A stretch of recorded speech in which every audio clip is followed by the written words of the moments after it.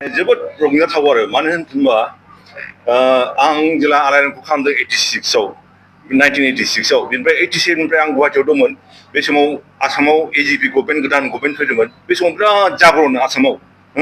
cinema हला आसामाव cinema हला खम 200टा मिनि सिनेमा हल नांगौ होननानै बिराद जेसेबां एसामिस फिल्म मेकारफोर दंमोन बिराद जागरन आरो गभर्नमेन्टआबो अके जों गोदान गभर्नमेन्ट जों खालामगोन होननानै आंबो बे समाव गुवाहाटि दंमोन आंबो बे जोंनि फिल्मनि टिमाव दंमोन जों रायलायोमोन चिफ मिनिस्टारजों रायलायोमन जों मिटिं जाबाय थादोंमोन एकदम माबा माने 200टा सिनेमा हल जासिगोन होननानै मिनि सिनेमा हल होननानै बिराद जावरिनाय जादोंमोन आरो खिन्थु दिनैसिमबो एजिपि गभर्नमेन्टआ खननै जाबाय ओमफ्राय दिनैसिमबो 38 इयार्ससो जाबाय आरो खिन्थु 200टा हलनि भितराव दाबो मोनसेबो सिनेमा हल खालामनो हायाखै आसामाव दासिमबो खिन्थु नैबे दानि जोंनि बिटिआर गभर्नमेन्टनि माबायाव प्रमद बर'नि आन्दाराव जे बे 4-5 बोसोरावनो जे दासिमबो 6टा कमप्लिट जाबायनो आरो खालामबावगोन 6टा जे मिनि सिनेमा हल खालामनो हाबाय बेनो मोनसे बिराद माने गोग्गा जानाय मोनसे बिराद मोजां आरो जोंनि बर' फिल्म इन्डास्ट्रिनि थाखाय मोनसे गोदान मोजां खौरां आरो बे आं बेखौनो बुङो आरो